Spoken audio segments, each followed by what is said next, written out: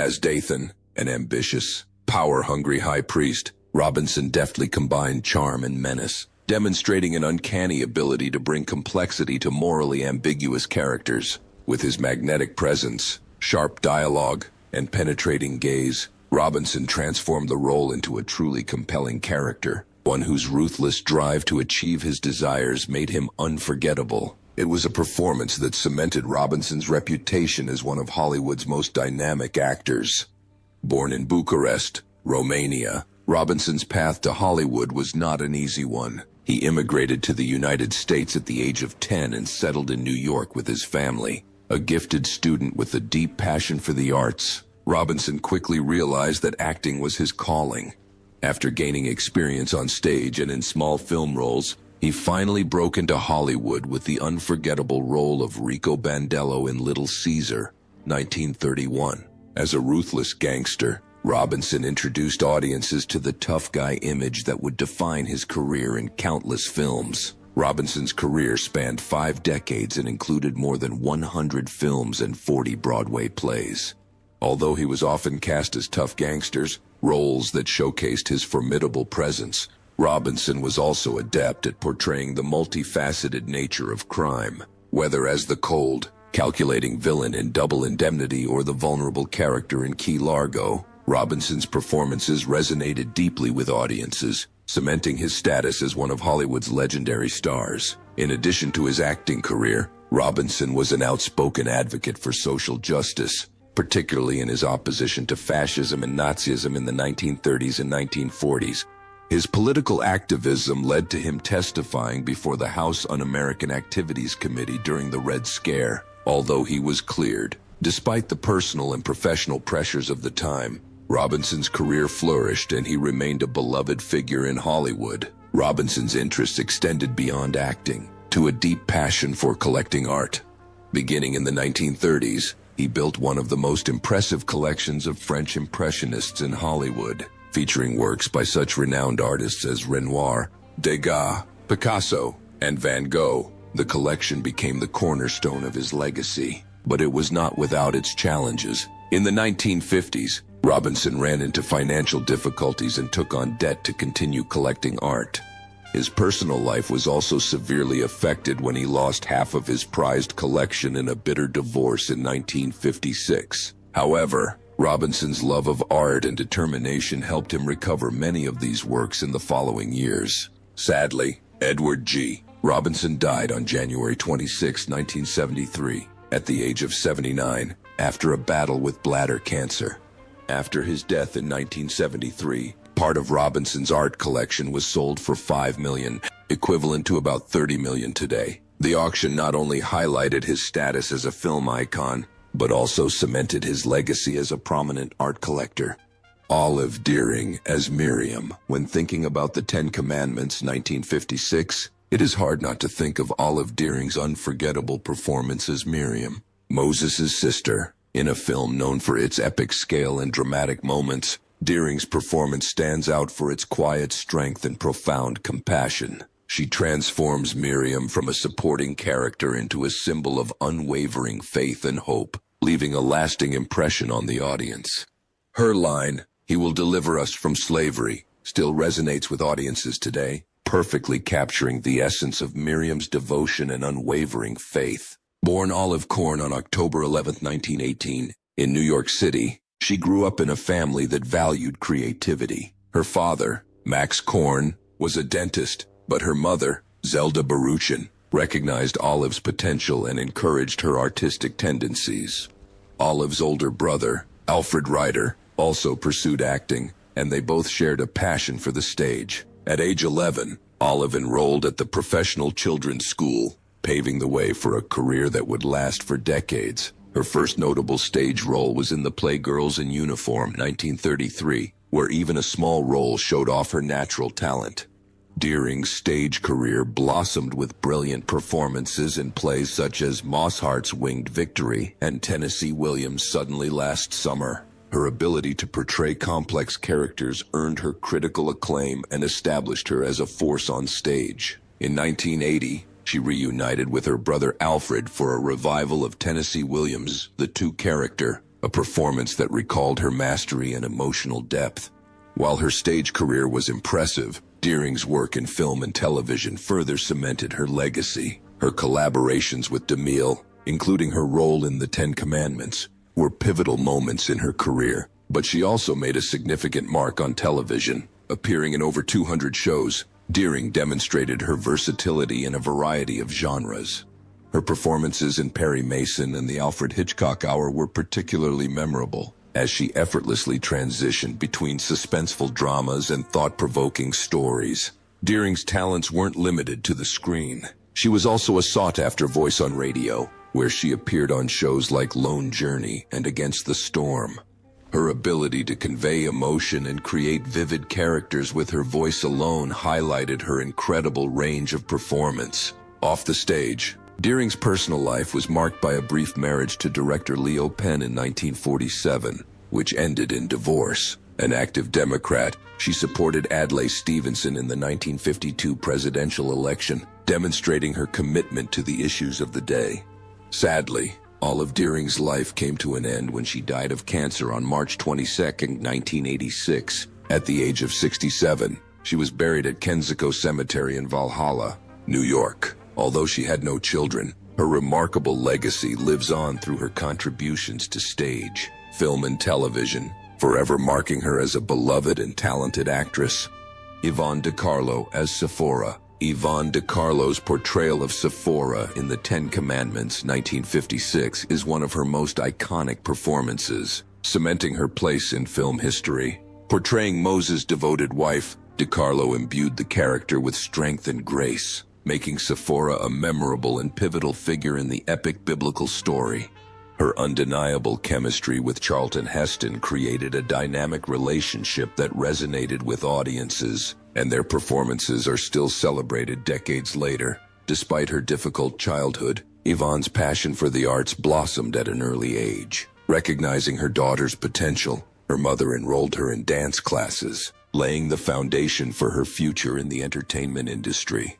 By her teens, Yvonne's talent had caught the attention of the Vancouver performing arts community, and she trained at the BC School of Dance. In pursuit of a brighter future, Yvonne and her mother moved to Los Angeles, where she competed in beauty pageants. It was during this time that she met manager Niels Granlund, who played a key role in launching her career in Hollywood.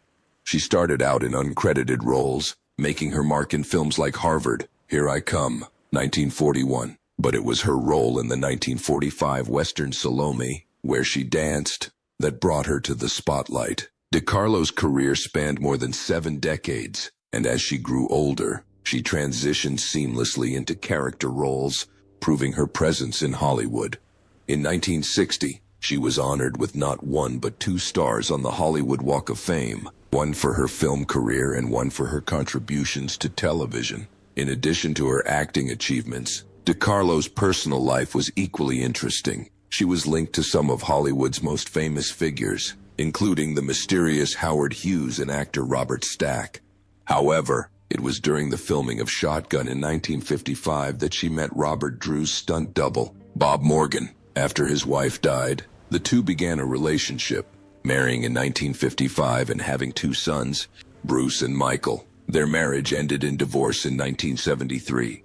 In addition to her acting career, De Carlo was known for her strong political views, aligning herself with conservative figures such as Richard Nixon, Ronald Reagan, and Gerald Ford. However, it was her passion for animal rights that defined her in her later years. She became a fierce advocate for animal rights, devoting much of her time to promoting their welfare, using her platform to raise awareness of the importance of animal protection. In 1998, De Carlo suffered a mild stroke and spent her final years at the Film and Television Institute Country House and Hospital in Woodland Hills, California. She died on January 8, 2007, at the age of 84, of heart failure. Her indelible contributions to the world of entertainment ensure that she will always be remembered, not only for her talent, but also for the compassion and strength she displayed throughout her life. Yul Brynner as Ramesses. What makes a performance unforgettable? For Yul Brynner, it was his performance as Ramesses in The Ten Commandments, 1956. a role that is still considered one of the most iconic in film history.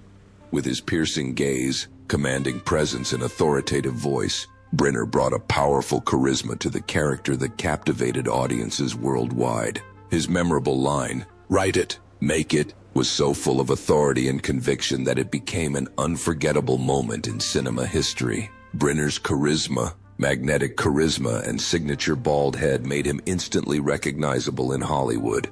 But Brenner's life, like the roles he played, was shrouded in mystery and intrigue. Born in Russia, Brenner often weaved an air of mystery around his origins. He sometimes even claimed to be a half-Swiss, half-Japanese man named Taiji Khan from the island of Sakhalin. However, the true story, as revealed by his son in his books Yule, The Man Who Would Be King, Empire and Odyssey, paints a different picture. Brenner was actually the son of Marussia Dmitrievna, the daughter of a Russian doctor, and Boris Yulievich Brenner, an engineer of Swiss, German, and Russian descent. When Brenner's father abandoned the family, his mother moved with him and his younger sister Vera to Harbin, Manchuria, before settling in Paris in 1934. There, Brenner attended the Lycée Montcel, but soon dropped out. Drawn to the world of art and performance, he found his place among the Russian gypsies of Paris, playing guitar in lively nightclubs and immersing himself deeply in cultural life. His early artistic career included an apprenticeship at the Mathurins Theater and even a brief stint as a trapeze artist with the famous Cirque d'Hiver. His passion for acting led Brenner to the United States in 1941, where he studied with the legendary Michael Chekhov. His stage debut in Twelfth Night marked the beginning of a successful career, which quickly took him to Broadway. His performance in Lute Song opposite Mary Martin attracted considerable attention, and before long, Brenner's talents were landing him leading roles in both television and film.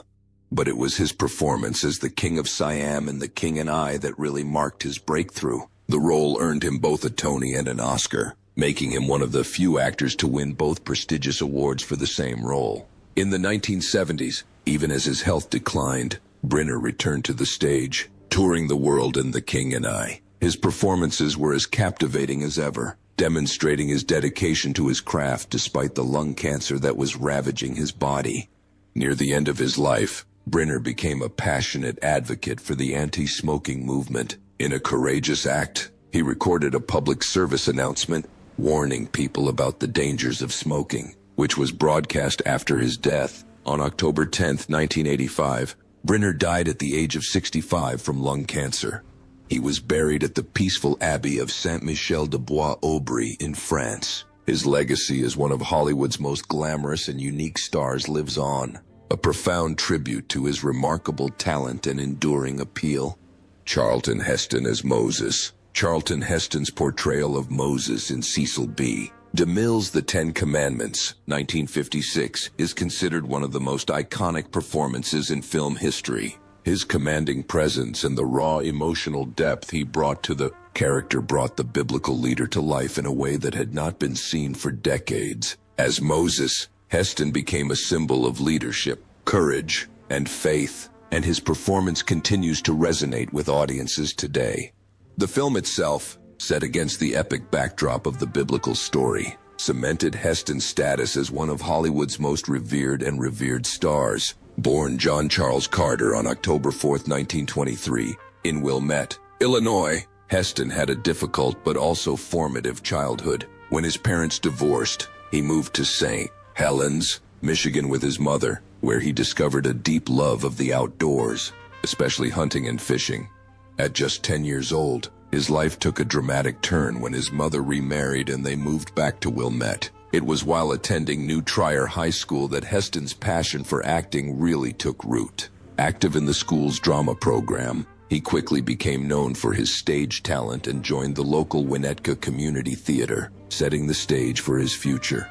After attending Northwestern University, Heston joined the United States Army Air Corps in 1944. He served his country with distinction as an air gunner and radio operator during World War II. After the war ended, he moved to New York City, where he worked as an art model to make a living while pursuing an acting career.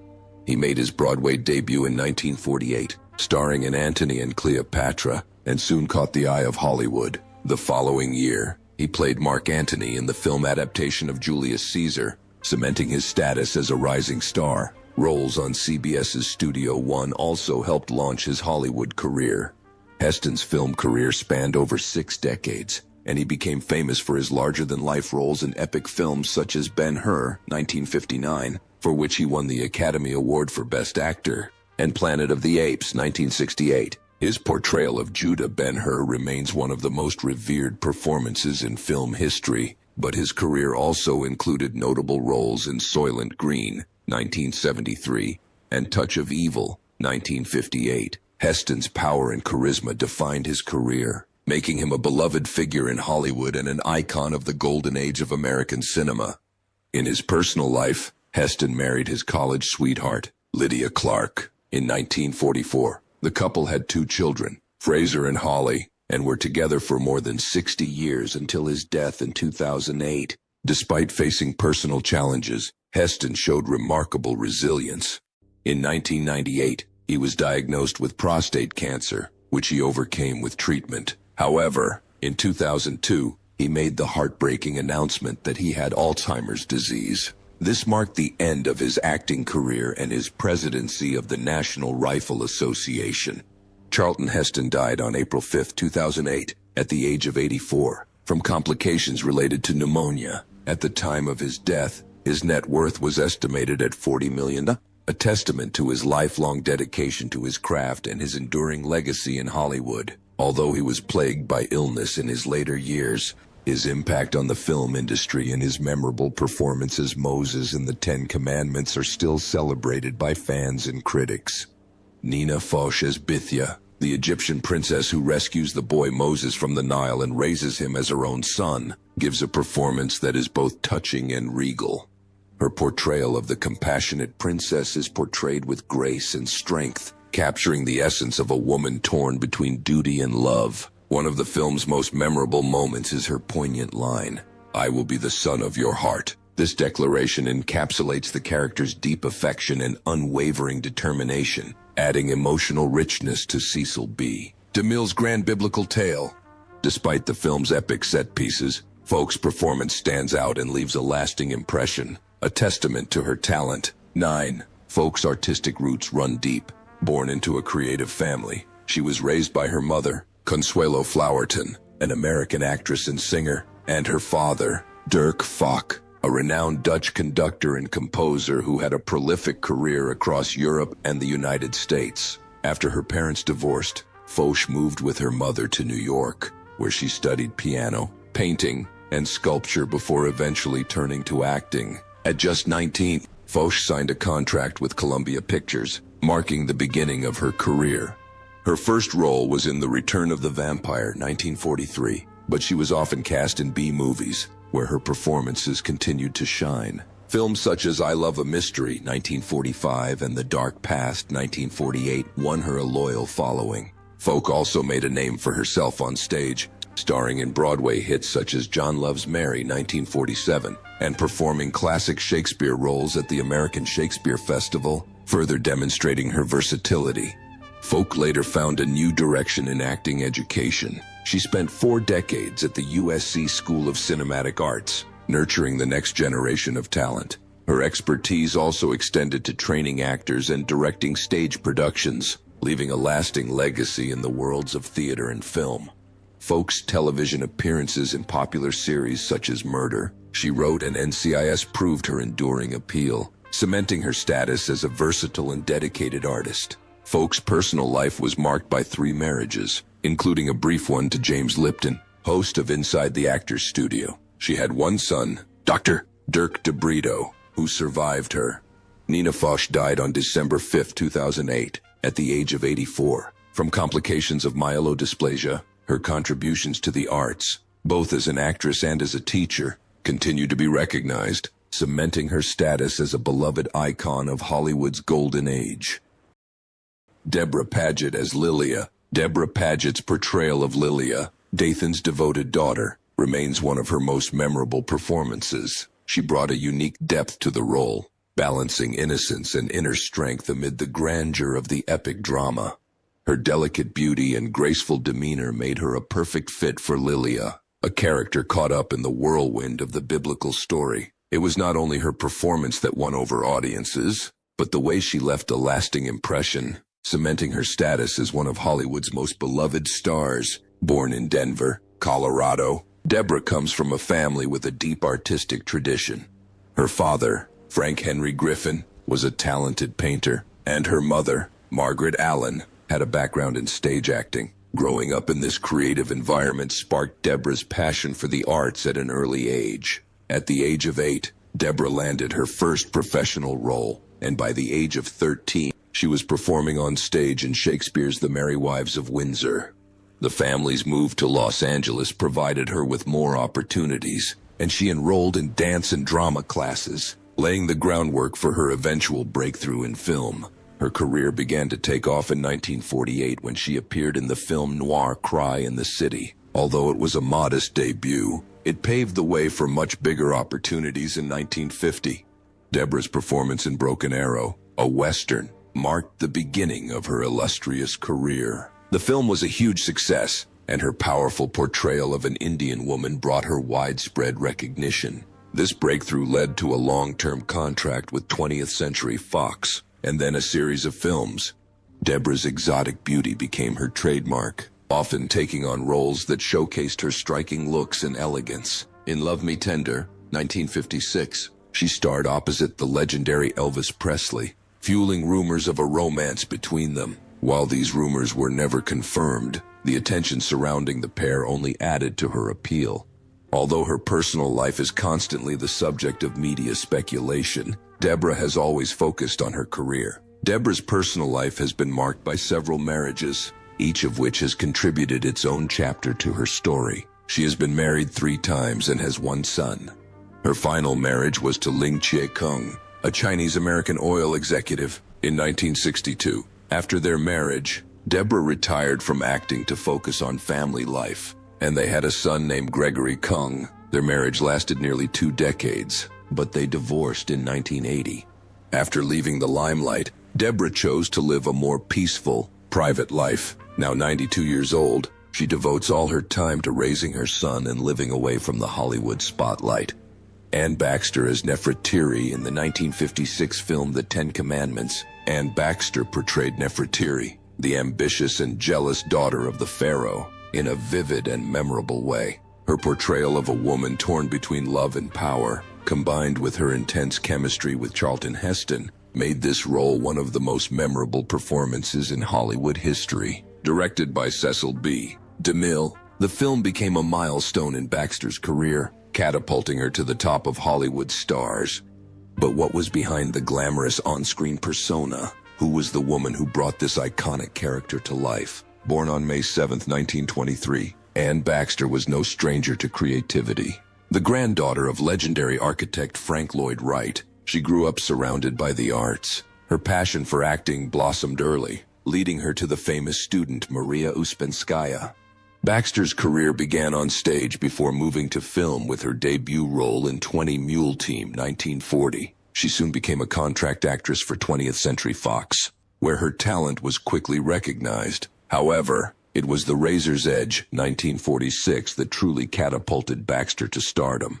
Her performance as Sophie MacDonald earned her both an Academy Award and a Golden Globe for Best Supporting Actress, cementing her status in Hollywood. Baxter's versatility was undeniable, and she was nominated for an Academy Award for Best Actress for All About Eve, 1950. Throughout her career, she worked with some of the greatest directors of the time, continually impressing with her versatility. But it was The Ten Commandments that became one of her most iconic roles, earning her a Laurel Award for Best Actress. Behind the glamorous career, Baxter's personal life was also tumultuous. She married actor John Hodiak in 1946 and had a daughter, Katrina, in 1951, but their marriage ended in 1953. Baxter took responsibility for the emotional distance that led to their divorce and reflected on her growing up in her memoir. In the mid-1950s, she had an affair with Filippo Autelitano, a member of the Gambino crime family. Despite the scandal, Baxter continued her career, founding Baxter Birdwell Productions with media mogul Russell Birdwell. Although their ambitious film project never came to fruition, Baxter's determination to establish herself in Hollywood remained strong.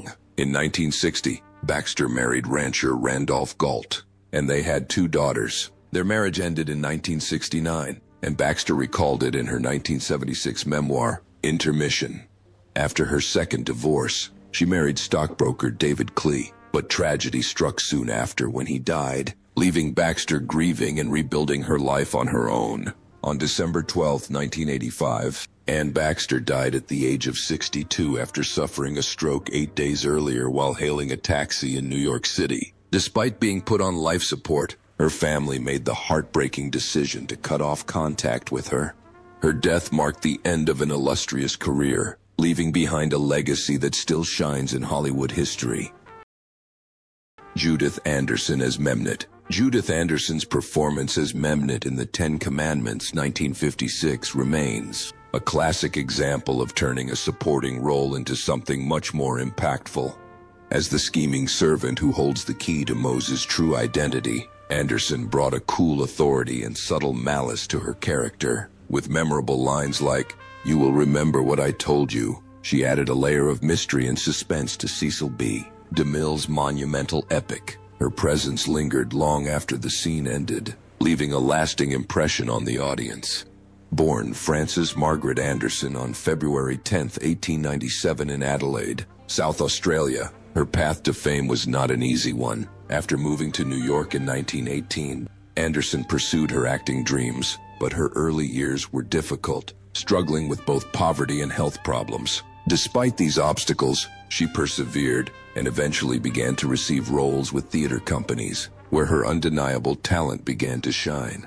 By the 1930s, Anderson had firmly established herself as one of the most respected stage actresses of her time. She quickly became a star on Broadway, earning critical acclaim for her brilliant portrayal of Lady Macbeth, a role she would play many times throughout her career. Her portrayal of Macbeth in the 1960 Emmy-winning television adaptation became one of her most celebrated achievements.